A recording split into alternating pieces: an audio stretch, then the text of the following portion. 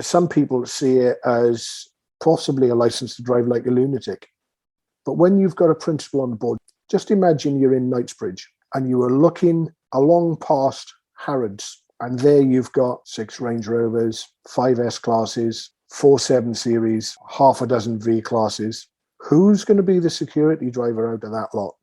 And you will never know until things go wrong and that security driver's got to flick a switch and go, hold on, I'm getting you out of here because we've got trouble.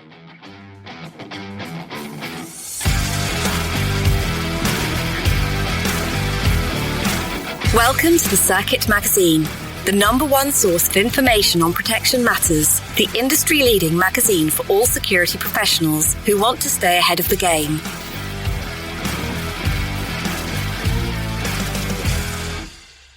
Security driving and the EP professional.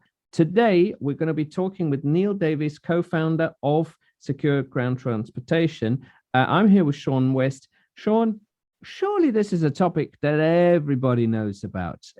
Why do we need to do a session on protected mobility?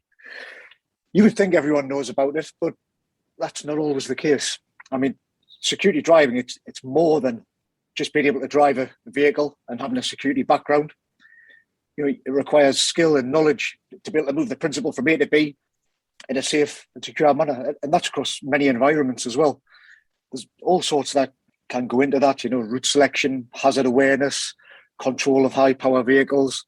And you've also got the principal in the car. So you've got the pressure of the principal being in the car. If an incident happens or if there's an accident in front, there's lots of things you're taking in. By having a good security trained driver on the team, it allows the rest of the team to do their jobs correctly as well, because they know you're focusing on the vehicle and getting that vehicle from point A to B safely. Absolutely, because I mean, all right, maybe not everyone can afford the luxury if it is a luxury, but if you are a one-person team, you cannot go and park the car up and then go find the principal. So somebody has to be the driver. The driver has to be separate to the EP team. Surely nobody simply hires a security driver and then jumps out and then the security driver comes to find them later. Surely everybody who's minded to employ some security will have an EP professional and a driver. No, I think that's not always the case, Pelham. A lot of it comes down to budgets and threat profiles of who the principal is. You know, some of them may want to be low key and they just want a driver to get them from point A to point B safely and securely. Where if you're an individual who has a lot of time in the public eye, your security would be uplifted. You know, maybe you have a security driver or a driver and security. Each task is unique, and 99% of the time it will come down to budget. Okay, and then why is everyone not driving around in a B6, B7 armored vehicle? Surely that's a surefire way of being more secure. Or is this country specific? I think it is country specific, and also for instance, if you're driving around in the UK, if there's no high threat on your principal, then why would you need an armoured vehicle? Having some form of, you know, big vehicle that gives you presence on the road, say a Range Rover, for instance, you know, you're nice and secure in the cab. Ideally, you know, there's no carriage of firearms in the UK legally.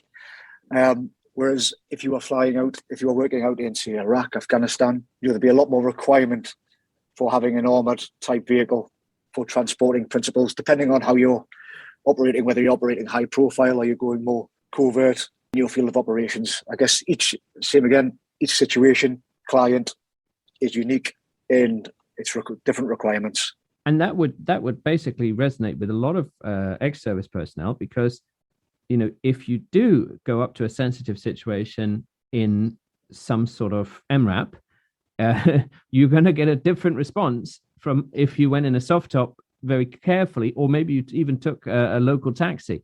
It depends on how you want to blend in or how you don't want to blend in. Yeah, for sure. And the manoeuvrability of an armoured vehicle is not the same as a vehicle that is not an armoured vehicle. So like I say, I think for each job task that's out there, I guess at the start of the task, there will be some sort of, you know, threat assessment, and there'll be a decision made by whoever it is, the director of security, whoever's holding the purse strings on what the requirements are to provide the best security to that principle. And our, Circuit Magazine audience is probably thinking, yeah, I know all this because I deal with security drivers, every day. And yet it's often not where we would like it to be. So we've got the Glasgow Summit finishing up this week, next week. We've got lots of interesting things coming up and interesting assignments. Why should we be getting our community to pay more attention to the value of a bona fide security driver in place of an EP professional thinking that they'll wing it? I think there's a lot of value in if you're making a transition from your day job as a CPO or executive protection professional. I've always been of the mindset, whatever I'm working on, I will throw myself fully into that role. I'll develop myself, I'll carry out training, I'll learn everything that I can to deliver that role to the best of my ability. And as I was saying, every individual is very different. If you're in a job and you're getting paid every month, every week, whatever it may be, some people are happy with that. They come to work at 9 o'clock, they go home at 5, and then they switch off. Where you'll have individuals that their profession is also a passion, and you want to excel in what you do. And I think if you are an executive protection professional, by throwing if you're looking to transition into being a security driver, there's lots of training out there. And if you carry out that training and you set yourself above everybody else, you're going to put yourself in a lot better position moving forwards, to get on one of these teams as a security driver, because you'll have a lot more qualifications. And if you get taken out for a trial run in the vehicle, you'll have that inbred, in-depth knowledge which you can talk about and demonstrate. It will. And let's then hear from Neil Davies himself, obviously a long-standing friend of us and the industry, and someone that has, in fact, also spoken on our Protected Mobility Forum that we ran earlier this year. Very much looking forward to this. Neil Davies, Secure Ground Transportation.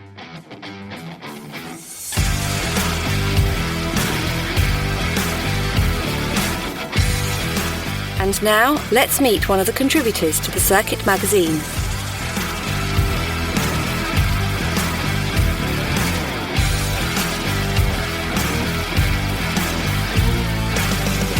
Looking under the hood of Protected Mobility, we're here with Neil Davies, co-founder of Secure Ground Transportation. Sean West and myself, we're very pleased to have you on. How are you doing? Fine, thank you. Thanks for inviting me. Absolute pleasure. Absolute pleasure. Well, especially, the topic of vehicles, mobility, protecting the principle. It seems core to everyone's day job in the EP world, but what would you say is the sort of problem at the moment with protecting mobility that perhaps you're trying to solve? So there's 2 points here. There's one, the principal who wants EP, but however doesn't see the need to do it properly in the protective world's role or through their eyes. And by that, I mean, you can do one job at a time. I know we all multitask, we're juggling balls. However, when it comes to protecting people, you're either EP out on foot once you debust the vehicle, or you're a driver. You're a security driver. And the two roles you can't do together. So trying to get that across to a principal that, like, I want security. Okay, you can have your security and you need a security driver. So that's the one thing. The principal doesn't always see that there is a different role to be played by both people. The other one is people in the security industry, actually, who try to do it as one person. And to my mind, I think they're letting the team down. Because what we should be doing is we should be educating the principal on how to reduce the risk as much as humanly possible. And if you're not doing that, then you're missing a trick and you're actually leaving yourself wide open. So just take the scenario, there are a number of places in London that are a red route, and the principal sees something and they want to get out. And it's happened. They want to get out the vehicle now. Well, by the time you go and park up, because you stopped in traffic, they fling the door open, they're gone. By the time you parked up and tried to find the principal, the damage could have already been done. That's a stark picture, and actually, that Red Route example, that's probably quite common, unfortunately. But let's take a step back. Obviously, you're a great friend of the industry and the association, and the magazine, of course. But you, in particular, where does your passion for this topic actually come from? So, take me back quite a number of years. I've been a member of the Institute of Advanced Motorists now for 23 years. I was very fortunate enough to be honoured by Her Majesty the Queen for services to education, not to the security industry. So I was the national chairman of school governors, or for people who might be listening from America, I was the national chairman of school boards. And while I was doing that, I was invited by Vladimir Putin to go out and advise his ministerial team out in Russia on introducing school boards to Russia.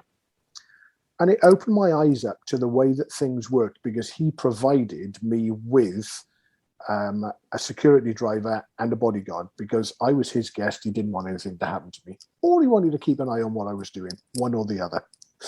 And I saw a different side to the industry and to what was going on. And then when I looked around at what was happening in the UK with regards to, muggings and crime, etc., I just saw that there was a need for, the industry, especially the chauffeur industry, to up their game. Not everybody wants to do it. That's fine, because it means there's more work for us. But it just allowed me to explore the different avenues and then go out and get the training that we've got. That is quite a unique, backstory. But I'm really glad you shared that with us, because that really brings to light. You've been on both sides of the fence, which is really key. But as always, we have our third quickfire question, which is, what would you like the people that know absolutely nothing about secure ground transportation or protected mobility to better know? And I'm going to include in that group the people that think they know but don't. So the first thing I would say, we're in the age of social media, where lots of stuff gets bandied about. The term security driver and security driving, that's not a marketing buzzword. That is a statement of training. And if we can get that across to people, then I think, we're halfway to winning the battle. Because the training, I underwent a week's intensive residential course training in the UK, trained by a sergeant who was a special escort group trainer. And he was also a sergeant in charge of a team. There were two sergeants that trained us. So, that's on the driving side. But then on the other side of things, all of our security chauffeurs, security drivers, we're all first aid trained. Carry a full trauma kit in the car, carry an AED in the car, and we know how to use them. There's a lot of people out there who've got kit that don't know how to use it properly, don't go on refreshers. So, I think it's about, as the buzzword is, leveling up, bringing the standard up in the industry and getting that out across to people that, when you employ a professional security driver or a professional executive protection person, male or female, you've got somebody that actually has gone through the training and, does what it says on the tin. So Neil, going back, obviously we've just come out of a pandemic. How do you find in the last sort of 18 months, 2 years, how has protected mobility evolved? And what vehicles are becoming more popular, do you find? Vehicles. Oh, no, there's a good question. So over the last 18 months, a lot of our work is inbound from the States, as well as Japan and Europe. Obviously, there was very little travel internationally, as we know. There was some, and we handled it. And now we are, like, I would say, we're not 95% back to where we were. We're 110% back to where we were. We seem to be flat out all the time at the moment, Sean. So it was good because it gave us time to reflect. It gave me time to get fitter. I've been out. I've lost 15 kilos. I'm happy with that. It gave us time to look at the business and how we could develop it and move it forward, perhaps. We just had a revamp of the website that tells people more than the old one did. We've got training courses planned, etc., etc. When you look at vehicles, a lot of people like to be in an S-Class because of the comfort. Mercedes-Benz were doing a reasonable job with regards to leasing vehicles. They've just upped. There's no discount on new vehicles anymore. You know, there's this huge global shortage of chips. So the pool of brand new vehicles is smaller and smaller. The second-hand market has gone through the roof. You know, people are getting more now than they paid for a car in 2020. Popular vehicles for our type of work tend to be Range Rover, S-Class, or a V-Class, depending on how many people you've got in a follow vehicle. You know, if you've got one person in with the principal, then it's either an S or a Range Rover, and then your backup vehicle with perhaps another 2 or 3 protection guys in it, or girls, ladies or gentlemen, might be a V-Class.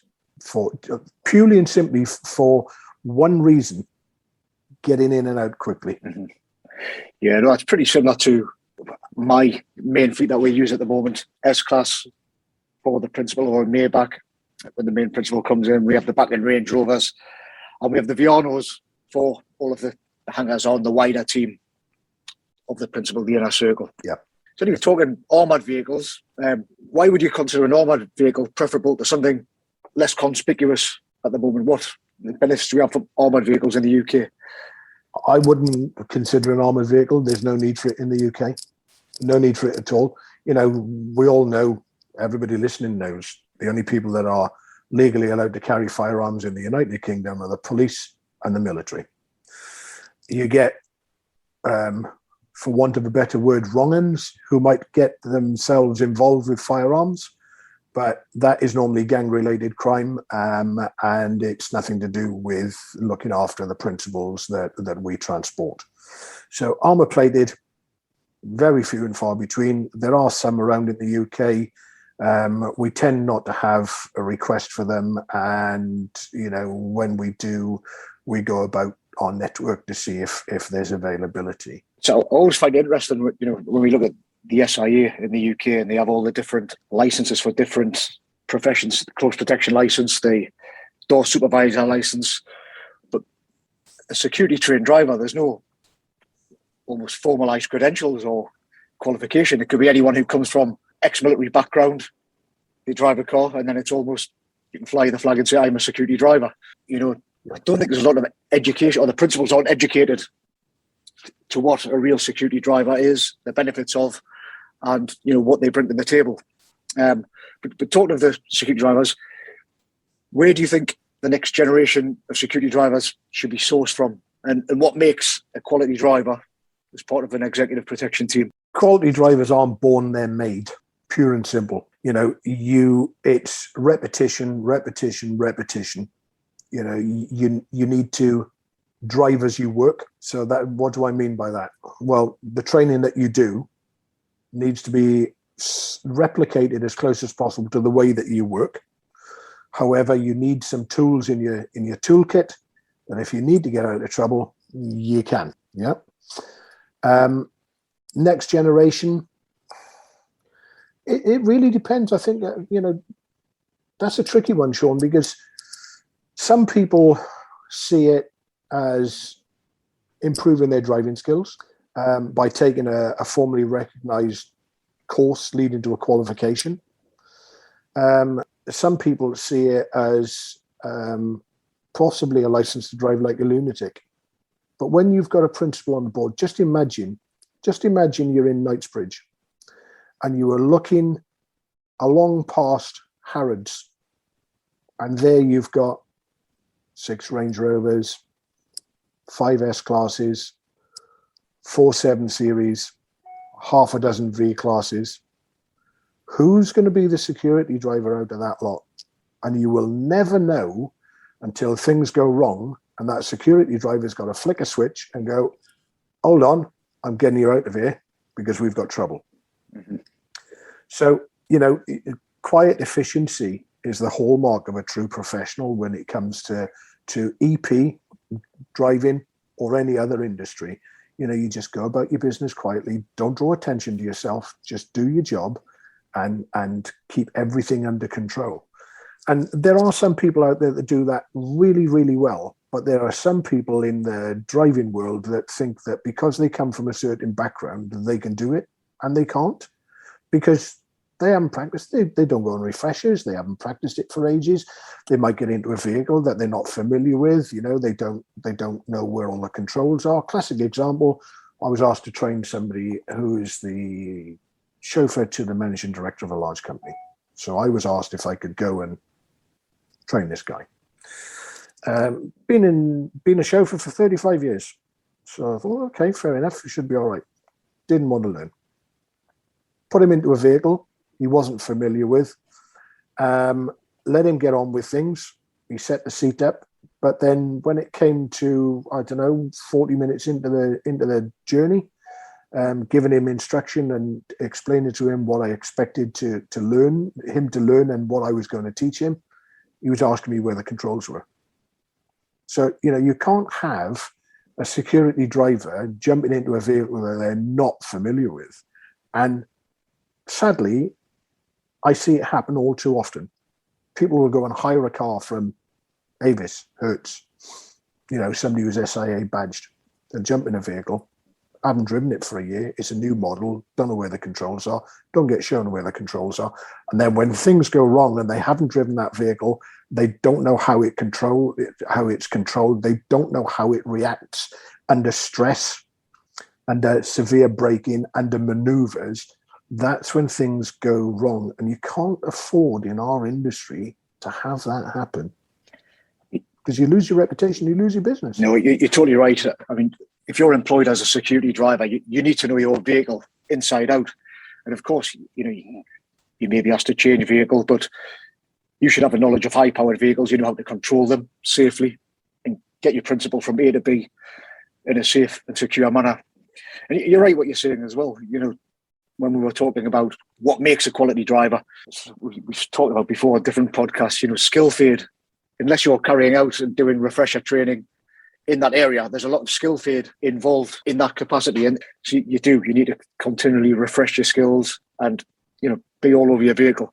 But anyway, with vehicles now, you've seen lots of talk of self-driving cars. Think there's any place for that? What's your thoughts on them and the limitations of the self-driving vehicles? The first self-driving vehicle I saw was out in San Francisco when I was out there meeting a client last year. Beginning last year. I looked at it and thought it was a spaceship on wheels. All these, every corner had these gadgets on it. Every bumper had the gadgets on it. And I looked at it and thought, who the heck would want to pull up outside the Dorchester in one of them? It's like, look at me. I don't think we're going to get rid of them, because, the three of us on this podcast are of a certain generation. But the youngsters of today are all about tech and the latest gizmo and gadget. A classic example of that is, look how many times an iPhone comes out and look how many they sell. Are you telling me that from the last one to this one, there are that many people that haven't got an iPhone that go out and buy them in their millions? No, they want the latest. So I think the younger generation will want the Teslas and the battery powered cars that perhaps won't get you up to Glasgow, and they're quite happy to stop. And I think that generation as well will be equally as happy to be in a self-driving vehicle. Somebody like myself doing the job that we're doing, no, not at all. Not at all. Need to be in full control of the vehicle. And Neil, maybe that's what the word on the street has been, that maybe you won't be in full control. And it doesn't have to be a futuristic self-driving vehicle. even if we allowed them on smart motorways, what about vehicles that at the moment have collision avoidance systems? What about vehicles that at the moment can take your control away from you? You say that in the UK, we don't have too much call for armored vehicles, B6, B7, or something like that, right? But, and this fanciful example was given to me by some Americans, admittedly Americans, it's a bit different environment. What if you stood in front of a Tesla and behind a Tesla, the Tesla will be immobilized. It won't go anywhere. And if you had some firearm and you had intent, then maybe a problem could ensue. What are your thoughts there? Because there's a big difference between a fully spaceship-esque self-driving vehicle and one that can take control away from you. It goes back to the stuff that Joe talked about when he was on the last time that we were talking, and that is, being able to switch stuff off. It's great having these vehicles that do everything for you. However, in our industry, you need to be able to limit what it does, because the example you give is the best example I've heard of. Somebody stands in front, somebody stands behind. Where are you going to go? Because the car's not going to move. And all of a sudden you've got a dead security driver and you've got a dead principal, or at least the dead principal, if that's what they're after. So you need to have the choice, the option to turn these facilities off. And on some vehicles, I think on the Audi A8 you can do it. I haven't driven an Audi A8 for ages, but I think you could turn. There was like a collision avoidance thing, and you could turn that off if you needed to. Whether that's the case now or not, I do not know, because I haven't driven one for a number of years. And then maybe following on from that, some people have said, well, privacy is a really key consideration. And with the private jets, they quickly cottoned on to turning off the call sign on that very popular website that everyone, watches planes go in and out, limiting information. Are we at all worried about the on-march of telematics and the on-march of data in the vehicle? Because principals are very sensitive to industrial espionage, right? How attuned or worried should the driving community be? Well, first things first, when somebody gets into a vehicle and they plug their phone in to their USB to charge it, the one thing you don't do is download your contact details. Period. You don't allow the vehicle access, because as soon as you do, and you hand that vehicle over to somebody else, they've got your address book. Simple. How many people jump into a hired vehicle or any other vehicle, plug their phone in, need the contacts, bosh, and they're all in the vehicle? Yeah, it doesn't have to be high-end industrial espionage, does it? It can just No, be it doesn't. sync. Yeah, I don't think we've got to the stage in the UK where we have signal jammers, blockers, and stuff like that. We've moved as a company. We've moved some very out. Everybody says, I've got high net worth. I'm talking ultra high net worth. Ultra high net worth. They've never asked for signal jammers, blockers, or anything of the sort. But they do it properly. And, a team will arrive and you're with them for a day or two beforehand, and you go out and you do your recce's properly. That's the way it should be done. Not somebody lands in a jet, I need a security driver and I need protection, and I'm not telling you where I'm going until I land and I get in the vehicle and then I want to go here.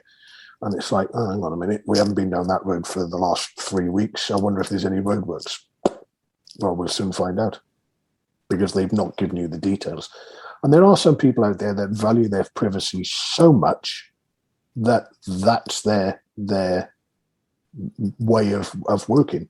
They tell you when they get in the vehicle. They don't understand our role. It goes back to the top of this podcast. People understanding what we do as security drivers and what we do as a security industry. What should people be aware of coming up? Obviously, there are some big events at the moment. We've got the Glasgow Summit going on.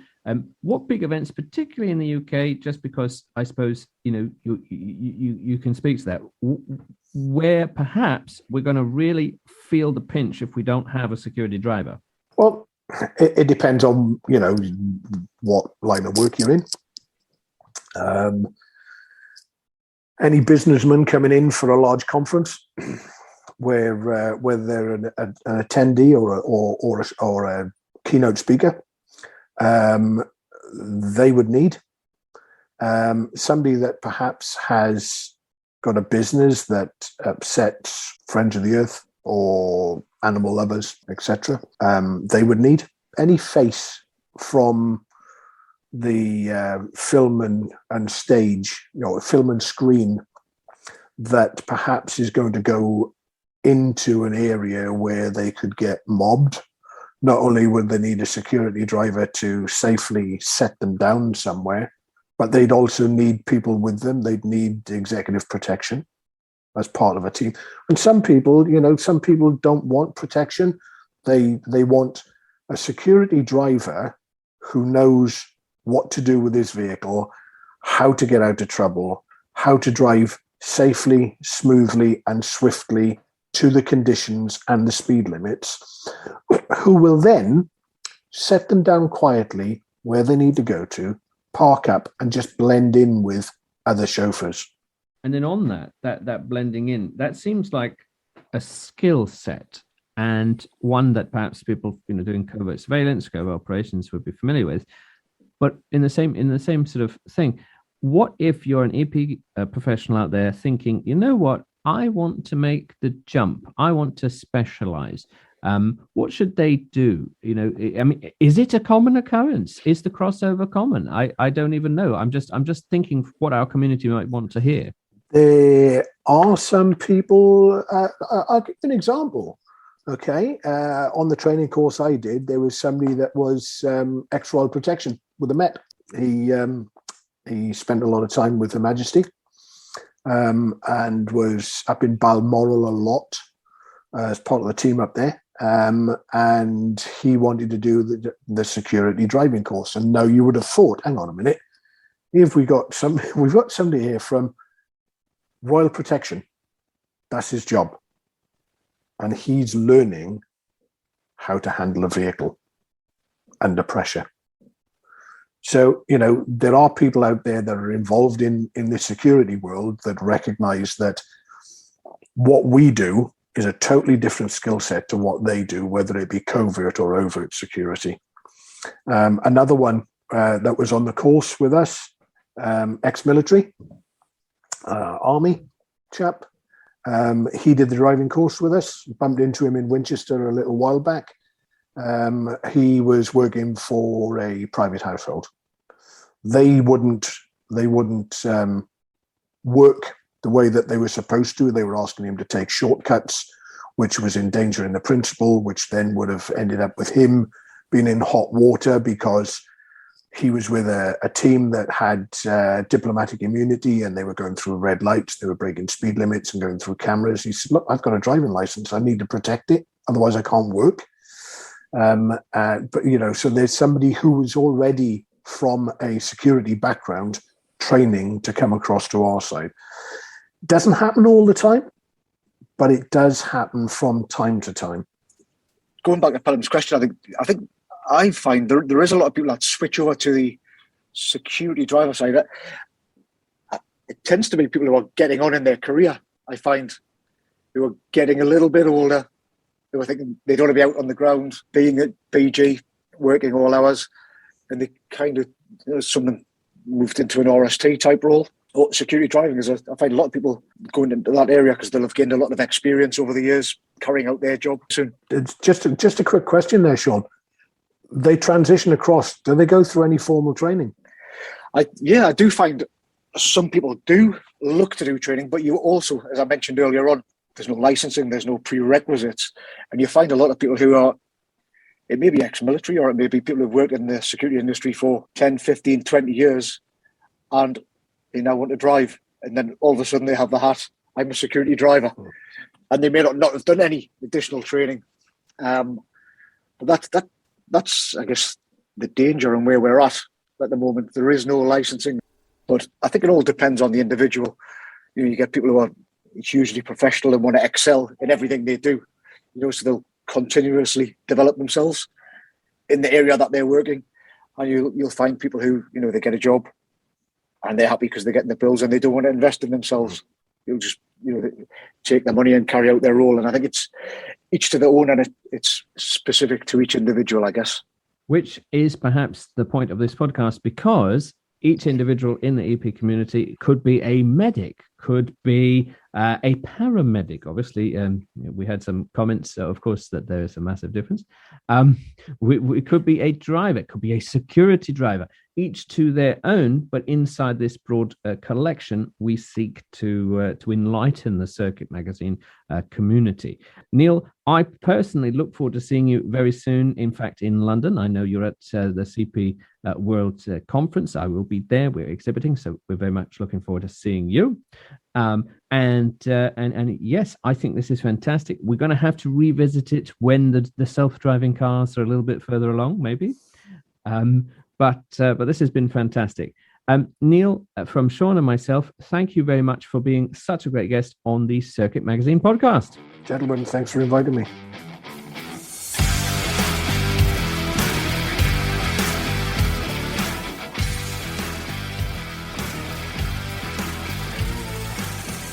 It was great to look under the hood. Sorry, I had to do it at Protected Mobility, and obviously Neil Davis spoken before at our Protected Mobility event earlier this year. But it was really nice to see him. Sean, what did you take away from today's session? Neil was very in line with my thoughts. I agreed with everything he said. It's it's a serious profession, I think, and people should take it seriously. It's not anybody can drive a car. But to be a security driver and call yourself a security driver, then I think you really need to be able to maintain good control of the vehicle, have knowledge of your vehicle, and knowledge of your craft. Indeed, that craft, and always be willing to work on it, because you might have been doing it 30 years. There's always something new to know, new tech. Even if part of your job is a bit of a concierge service, knowing the new places, the new threats, the new bars, it's always to be updated. And whether or not we have people crossing over is another point. And whether or not people can do it all themselves as some sort of super EP professional on their own. I know we said it was because of budget, but I think Neil said, it's not desirable. But I'm really looking forward to it. And I'm going to see Neil at the CP World event on Saturday at the Victory Services Club, where we, as the Circuit Magazine, have a stand. So very much looking forward to seeing everyone there. That's Saturday, the 13th of November in London. And please do stop by. Putting faces to the name and name to the faces will be very, very useful. What else have we got coming up, Sean? You've mentioned the CP World Conference on Saturday in the UK in London, which will be a great event. Unfortunately, I'm not going to be able to attend. But we also have the Workplace Violence event from the Circuit Magazine, which is on the 19th. So I'm very much looking forward to that and the different guest speakers we have talking. Maybe you can tell us a bit about that. Absolutely. So we're going to go and add, soft power speakers and hard power speakers, people that touch, the raw emotions that, workplace violence creates and is inspired by. But for example, our friend Joe Saunders is coming back to talk about managing workplace violence. Obviously, we like his work and the Managing Workplace Violence, podcast as well. So it's really going to be a quite accessible forum. It's going to be in the UK evening, the US afternoon, and then the Australian early morning, but not so early that it's impossible. So it's going to be great for the community. And talking about the community, I don't know if we saw, but the BBA app had some lively debates, didn't it, on last week's podcast topic of robotics. I was suggesting that maybe robotics could help relieve mundane, repetitive tasks from EP colleagues. But it was good to see the debate, wasn't it, Sean? Yeah, no, it did spark a lively debate. And I think a lot of the time, the term robotics may be slightly misconstrued. I think some people may think, are you suggesting robots will replace an EP operator or some function thereof? Where I think if you're talking about technology and gains in technology, for sure, technology can be harnessed in many different ways. It can be a force multiplier, and it can take away some of them mundane tasks and make them easier and, maybe more efficient. So you should definitely look, keep abreast of the latest technology. But yeah, no, it was an interesting debate for sure. And then we heartily encourage the same debate after today's podcast on protected mobility. Maybe there are strong views on self-driving cars. Maybe there's some strong views on, immobilizers and things that we've touched on also with Joe Ortera before in our protected mobility forum. So please keep those comments coming. We need the debate because, of course, we are shining one light in one area of our community. There are many other leading lights, and we are very keen to hear from you. So please share and subscribe, and maybe think of one person that does not yet know about the podcast and get them to have a listen and perhaps engage to grow the community. That would be a fantastic thing if you could do that just for us. From Sean and myself, this has been another fantastic edition of the Circuit Magazine podcast.